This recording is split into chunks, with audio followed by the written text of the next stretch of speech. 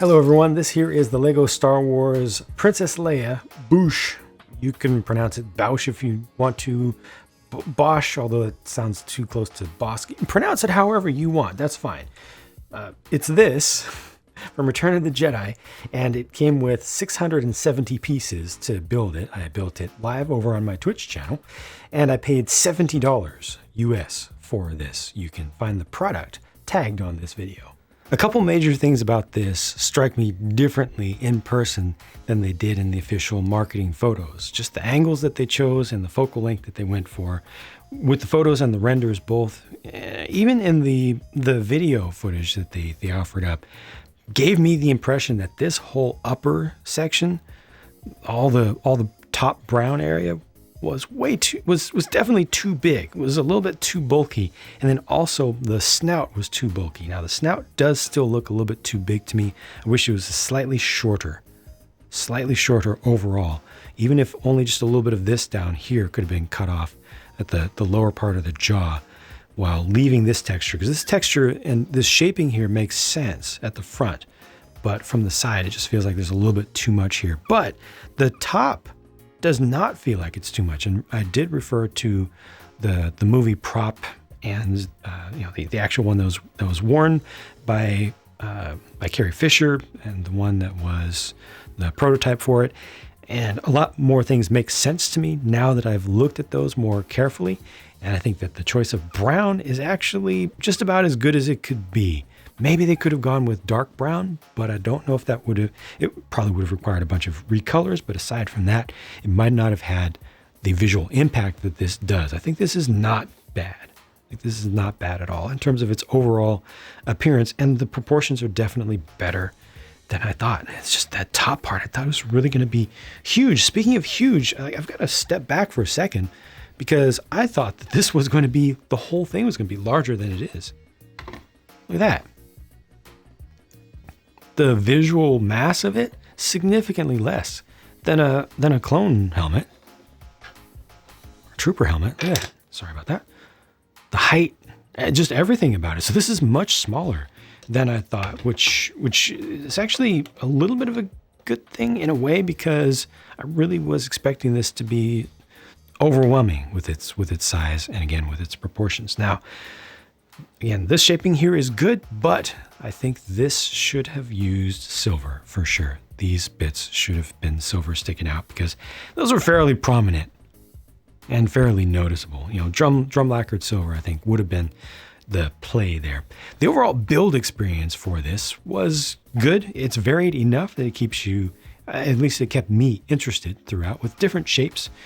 Not too satisfied with the final look of this on the back. Just, it doesn't feel organic. I get what they were going for there, but I personally would have preferred a little bit of inset for this lower bit here, the last two studs, the last slope at the bottom, if that was inset just a little bit. Because anytime you have something on a head or a neck that's completely straight, like look at the Black Panther bust, it doesn't look organic.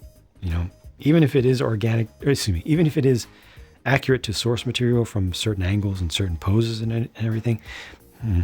The shaping from a Lego perspective feels satisfactory, but it just feels inorganic to me a little bit right there. But the shaping around here is actually good. The colors pop nicely.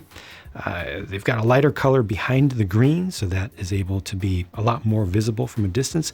I don't like this gap right here when I look directly just straight on, at level with it. But from most more realistic angles that you're going to be looking at this from, it's not so bad. It actually tracks pretty well to the prop. It's a very difficult thing to pull off.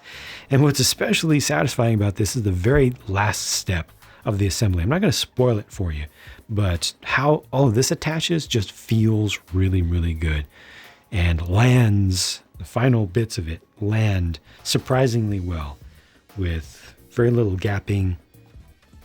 It's just interesting. It's different, and I like it. It worked out nicely.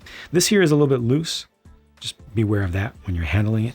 Same thing on the other side. These do a good job of matching the details at a lower resolution version of what's on the The screen prop, this does use some stickers. So you've got the 4 stickers used right here at the back.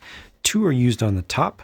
This shaping is pretty good and varied, uses different types of pieces. And then there's one more sticker here on the front, right in the middle.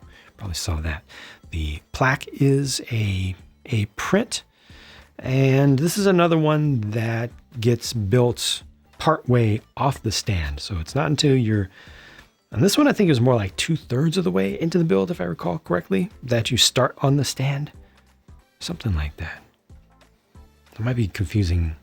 It's definitely not right from the start, and most of them in the past have started with the stand and then built up from there. But no, it just felt good to me. It felt well paced, and yeah, I'm overall happy with the result. It has a couple quirks, but I like it better than I thought I was going to. Here are the only leftover parts, and the sticker sheet shouldn't be a surprise to you given what I've just shown. Again, the price was $70 US. It's 70 euros or 60 pounds UK.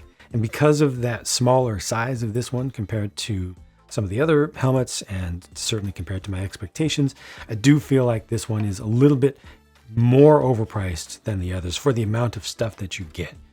It's still fairly solid.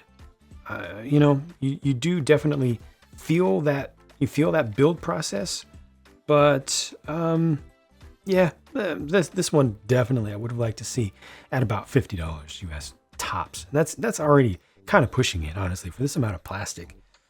But you do get the build experience, which brings in a little bit more value, and the one print down here and everything. It's good as a collector item. If you really like the look of this, I could see 60. That's about all I'm gonna do. So 70 is a bit overpriced, but at least, again, it is yet another case of the real thing looking better than the official pictures. You would expect, if anything, it would be the opposite, right? I'm much happier with it being this way. I'm happy being pleasantly surprised, very happy being pleasantly surprised. And the proportions are just so much better with this than those official pictures suggest. The build experience was pretty straightforward on it, right up to the end, and very, very satisfying right at the end.